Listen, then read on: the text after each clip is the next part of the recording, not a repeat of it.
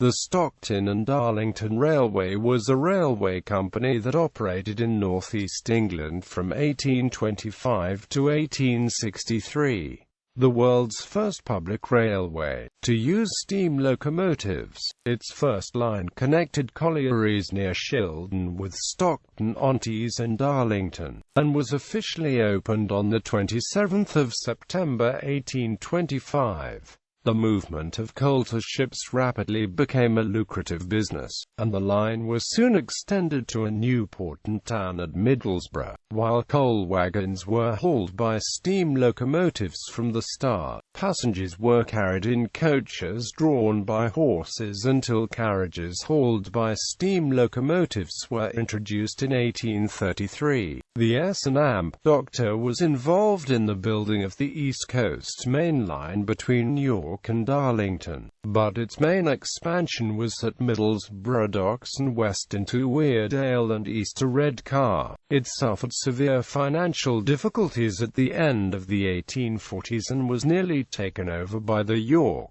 Newcastle and Berwick Railway, before the discovery of iron ore in Cleveland and the subsequent increase in revenue meant it could pay its debts. At the beginning of the 1860s it took over railways that had crossed the Pennines to join the West Coast Main Line at T-Bay and Clifton, near Penrith. The company was taken over by the North Eastern Railway in 1863, transferring 200 route miles of line and about 160 locomotives, but continued to operate independently as the Darlington section until 1876. The opening of the S&M Doctor was seen as proof of the effectiveness of steam railways, and its anniversary was celebrated in 1875, 1925 and 1975. Much of the original route is now served by the Tees Valley Line, operated by Northern Genesis. Origins coal from the inland mines in County Durham was taken away on pack horses, and then horse and carts as the roads were improved. A canal was proposed by George Dixon in 1767 and again by John Rennie in 1815, but both schemes failed. A few years later a canal was proposed on a route that bypassed Darlington and Yarm, and a meeting was held in Yarm to oppose the route. The Welsh engineer George Overton was consulted, and he advised building a tramroad. Overton carried out a survey and planned a route from the Etherley and Witton collieries to Shildon, and then passing to the north of Darlington to reach Stockton. The Scottish engineer Robert Stephenson was said to favour the railway, and the Quaker Edward Pease supported it at a public meeting in Darlington on the 13th of November 1818, promising a 5% return on investment. Approximately two-thirds of the shares were sold locally, and the rest were bought by Quakers nationally. A private bill was presented to Parliament in March 1819, but as the route passed through Earl of Eldon's estate and one of the Earl of Darlington's fox covers, it was opposed and defeated by 13 votes. Overton surveyed a new line that avoided Darlington's estate, and agreement was reached with Eldon, but another application was deferred early in 1820, as the death of King George III had made it unlikely a bill would pass the parliamentary year. The promoters lodged a bill on the 30th of September 1820, the route having changed again as agreement had not been reached with Viscount Barrington about the line passing over his land. The railway was unopposed this time, but the bill nearly failed to enter the committee stage as the required 4/5 of shares had not been sold. He subscribed £7,000. From that time he had considerable influence over the railway, and it became known as the Quaker Line. The act that received royal assent on the 19th of April 1821 allowed for a railway that could be used by anyone with suitably built vehicles on payment of a toll that was closed at night, and with which landowners within 5 miles could build branches and make junctions. No mention was made of steam locomotives. This new railway initiated the construction of more railway lines, causing significant developments in railway mapping and cartography, iron and steel manufacturing, as well as in any industries requiring more efficient transportation. George Stephenson, concerned about Overton's competence, Pease asked George Stephenson, an experienced engine-wright of the collieries of Killingworth, to meet him in Darlington. On 12 May 1821 the shareholders appointed Thomas Meynell as chairman and Jonathan Backhouse as treasurer. A majority of the managing committee, which included Thomas Richardson, Edward Pease and his son Joseph Pease, were Quakers. The committee designed a seal showing wagons being pulled by a horse, and adopted the Latin motto Periculum Privatum Utilitas Publica. By the 23rd of July 1821 it had decided that the line would be a railway with edge rails, rather than a plateway, and appointed Stephenson to make a fresh survey of the line. Stephenson recommended using malleable iron rails, even though he owned a share of the patent for the alternative cast iron rails, and both types were used. Stephenson was assisted by his 18-year-old son Robert during the survey, and by the end of 1821 had reported that a usable line could be built within the bounds of the Act, but another route would be shorter by 3 miles and avoid deep cuttings and tunnels. Overton had kept himself available, but he had no further involvement, and the shareholders elected Stephenson engineer on the 22nd of January 1822, with a salary of £660 per year. On the 23rd of May 1822 a ceremony at Stockton celebrated the laying of the first track, the rails 4 feet 8 inches apart, the same gauge used by Stephenson on his Killingworth Railway. Stephenson advocated the use of steam locomotives on the line. Pease visited Killingworth in mid-1822 and the directors visited Hetton Colliery Railway, on which Stephenson had introduced steam locomotives. A new bill was presented, requesting Stephenson's deviations from the original route and the use of locomotives or movable engines, and this received assent on the 23rd of May 1823. The line included embankments up to 48 feet high, and Stephenson designed an iron truss bridge to cross the River Gaunless. The stone bridge over the River Skerne was designed by the Durham architect Ignatius Bonomi. In 1823 Stephenson and Pease opened Robert Stephenson and Company, a locomotive works at 4th Street, Newcastle, from which the following year the S&Amp Doctor ordered 2 steam locomotives and 2 stationary engines. On the 16th of September 1825, with the stationary engines in place, the first locomotive, locomotion number 1, left the works, and the following day it was advertised that the railway would open on the 27th of September 1825. Opening, the cost of building the railway had greatly exceeded the estimates. By September 1825 the company had borrowed £60,000 in short-term loans and needed to earn some income. A railway coach named Experiment arrived the evening of the 26th of September 1825, was attached to locomotion number 1, and Pease, Stephenson and other members of the committee made an experimental journey between Shildon and Darlington, with James Stephenson, George's elder brother, at the controls.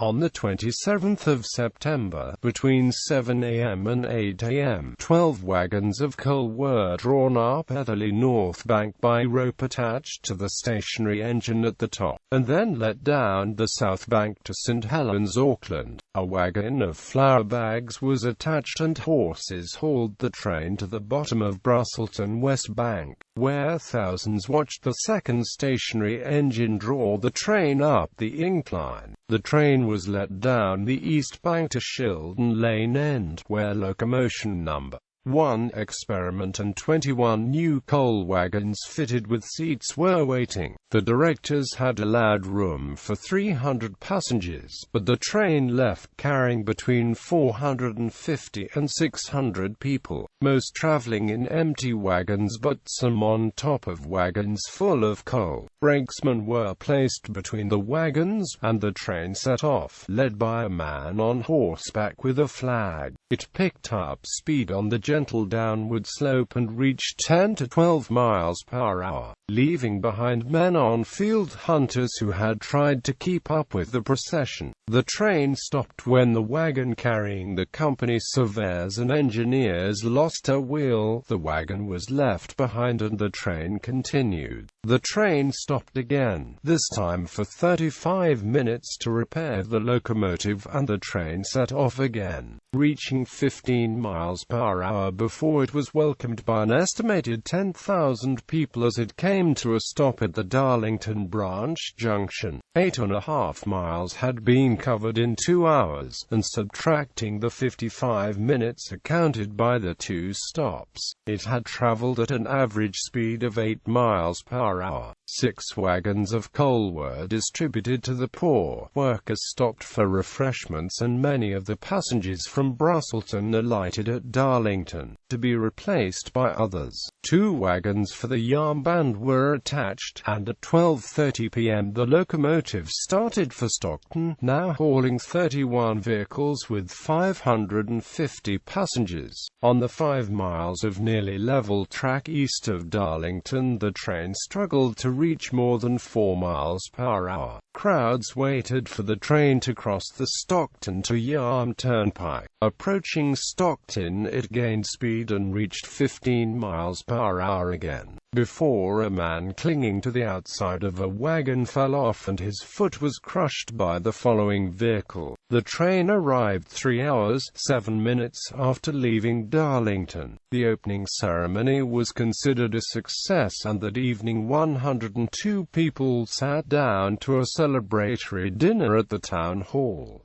Early operations. The railway that opened in September 1825 was 25 miles long and ran from Phoenix Pit, Old Etherley Colliery, to Cottage Row, Stockton. There was also a half-mile branch to the depot at Darlington, 1/2 mile of the Haggard-Leases branch, and a 3/4 mile branch to Yarm. Most of the track used 28 pounds per yard malleable iron rails, and 4 miles of 57.5 pounds wide cast iron rails were used for junctions. The line was single track with 4 passing loops each mile. Square sleepers supported each rail separately so that horses could walk between them. Stone was used for the sleepers to the west of Darlington and oak to the east. Stephenson would have preferred all of them to have been stone, but the transport cost was too high as they were quarried in the Auckland area. The railway opened with the company owing money and unable to raise further loans. Pease advanced money twice early in 1826 so the workers could be paid. By August 1827 the company had paid its debts and was able to raise more money. That month the Black Boy branch opened and construction began on the Croft and Haggard-Leases branches. During 1827 shares rose from £120 at the start to £160 at the end. Initially the line was used to carry coal to Darlington and Stockton, carrying 10,000 tons in the first 3 months and earning nearly £2,000. In Stockton the price of coal dropped from 18 to 12 shillings, and by the beginning of 1827 was 8 shillings 6 pence. Initially the drivers had been paid a daily wage, but after February 1826 they were paid 1/4d per ton per mile. From this they had to pay assistants and firemen and to buy coal for the locomotive. The 1821 Act had received opposition from the owners owners of collieries on the River Wear who supplied London and feared competition, and it had been necessary to restrict the rate for transporting coal destined for ships to 1/2 ton per mile, which had been assumed would make the business uneconomic. There was interest from London for 100,000 tons a year, so the company began investigations in September 1825. In January 1826 the first staith opened at Stockton, designed so waggons over a ship's hold could discharge coal from the bottom. A little over 18,500 tons of coal was transported to ships in the year ending June 1827, and this increased to over 52,000 tons the following year, 44.5% of the total carried.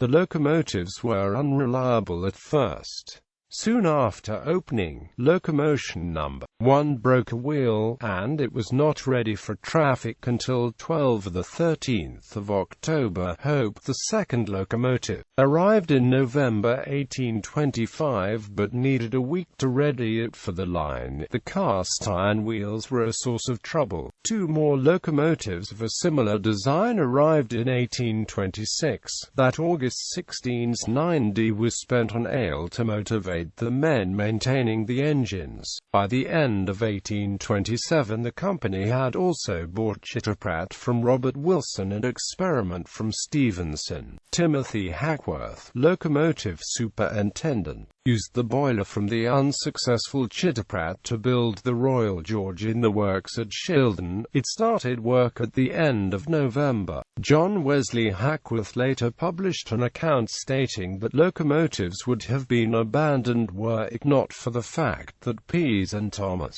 Richardson were partners with Stephenson in the Newcastle works, and that when Timothy Hackworth was commissioned to rebuild Chitterprat it was as a last experiment to make an engine in his own way. Both Tomlinson and Roald state this claim was unfounded, and the company had shown earlier that locomotives were superior to horses. Tomlinson showing that coal was being moved using locomotives at half the cost of horses. Robert Young states that the company was unsure as to the real costs as they reported to shareholders in 1828 that the saving using locomotives was 30%. Young also showed that Pease and Richardson were both concerned about their investment in the Newcastle works, and Pease unsuccessfully tried to sell his share to George Stephenson. New locomotives were ordered from Stephenson's, but the first was too heavy when it arrived in February 1828.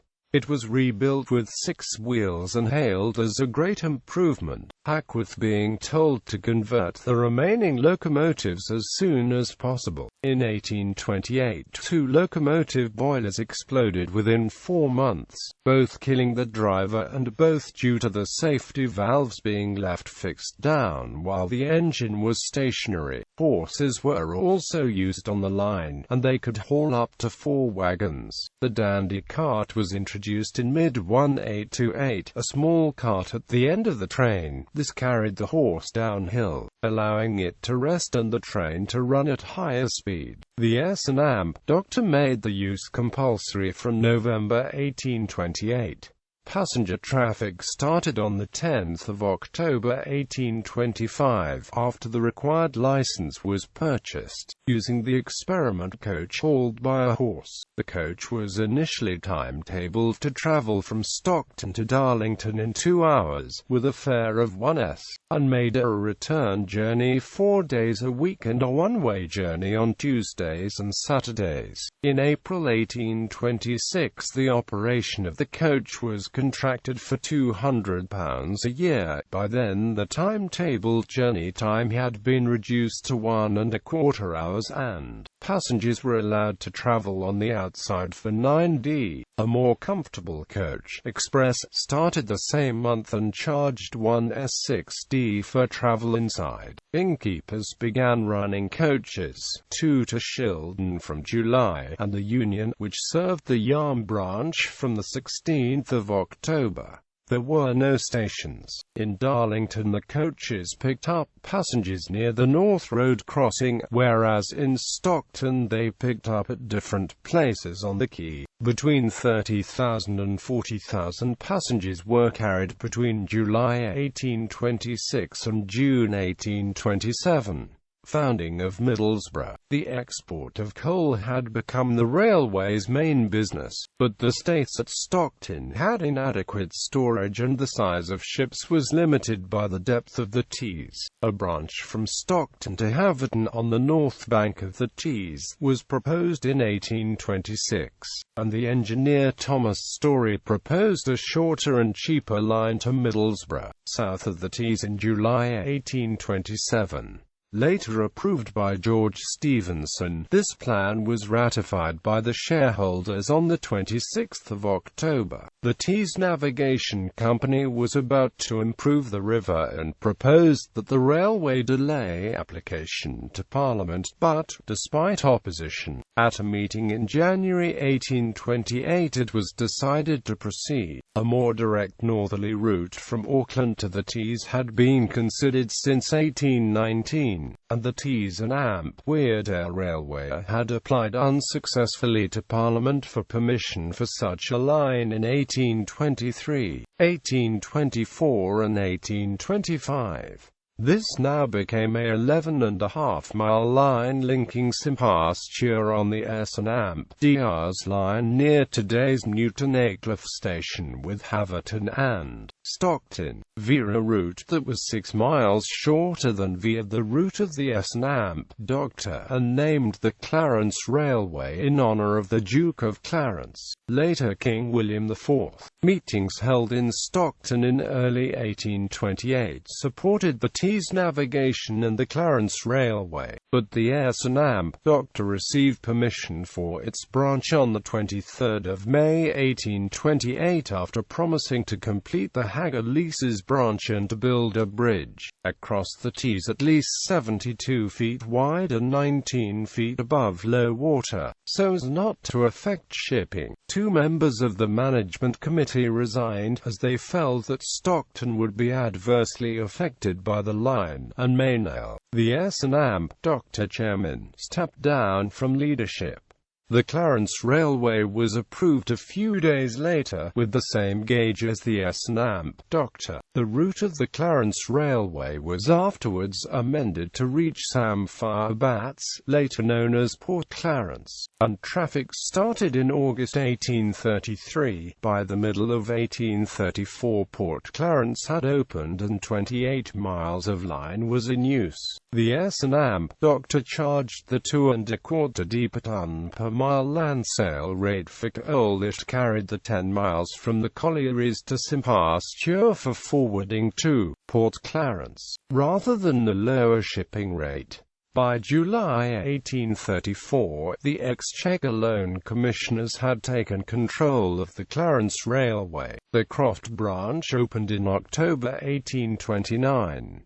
Construction of the suspension bridge across the Tees started in July 1829, but was suspended in October after the Tees Navigation Company pointed out the S&Dr had no permission to cross the old channel of the Tees. The S&Dr prepared to return to Parliament but withdrew after a design for a drawbridge was agreed with the Navigation Company. The line to Middlesbrough was laid with malleable iron rails weighing 33 pounds, wide, resting on oak blocks. The suspension bridge had been designed to carry 150 tons, but the cast iron retaining plate split when it was tested with just 66 tons, and loaded trains had to cross with the wagons split into groups of 4 linked by a 9 yards long chain. For the opening ceremony on the 27th of December 1830, Globe, a new locomotive designed by Hackworth for passenger trains, hauled people in carriages and wagons fitted with seats across the bridge to the Staithes at Port Darlington, which had berths for 6 ships. Stockton continued to be served by a station on the line to the quay until 1848, when it was replaced by a station on the Middlesbrough line on the other side of the Tees. Before May 1829, Thomas Richardson had bought about 500 acres near Port Darlington, and with Joseph and Edward Pease and others he formed the owners of the Middlesbrough estate to develop it. Middlesbrough had only a few houses before the coming of the railway, but a year later had a population of over 2,000 and at the 2011 census had over 138,000 people. Railway improvements. In 1830 the company opened new offices at the corner of Northgate and Union Street in Darlington. Between 1831 and 1832 a second track was laid between Stockton and the foot of Brusselton Bank. Workshops were built at Shildon for the maintenance and construction of locomotives. In 1830 approximately 50 horses shared the traffic with 19 locomotives, but travelled at different speeds. So to help regulate traffic, horse-drawn trains were required to operate in groups of 4 or 5. This had led to horses, startled by a passing locomotive and coming off the dandy cart, being run down by the following train. On one occasion a driver fell asleep in the dandy cart of the preceding train and his horse, no longer being led, came to a stop and was run down by a locomotive. The rule book stated that locomotive-hauled trains had precedence over horse-drawn trains, but some horse drivers refused to give way, and on one occasion a locomotive had to follow a horse-drawn train for over 2 miles. The committee decided in 1828 to replace horses with locomotives on the main line, starting with the coal trains, but there was resistance from some colliery owners. After the S&Amp Doctor bought out the coach companies in August 1832, a mixed passenger and small goods service began between Stockton and Darlington on the 7th of September 1833. Travelling at 12–14 miles per hour, locomotive-hauled services began to Shildon in December 1833 and to Middlesbrough on the 7th of April 1834. The company had returned the 5% dividend that had been promised by Edward Pease, and this had increased to 8% by the time he retired in 1832. When the treasurer Jonathan Backhouse retired in 1833 to become a Quaker minister, he was replaced by Joseph Pease.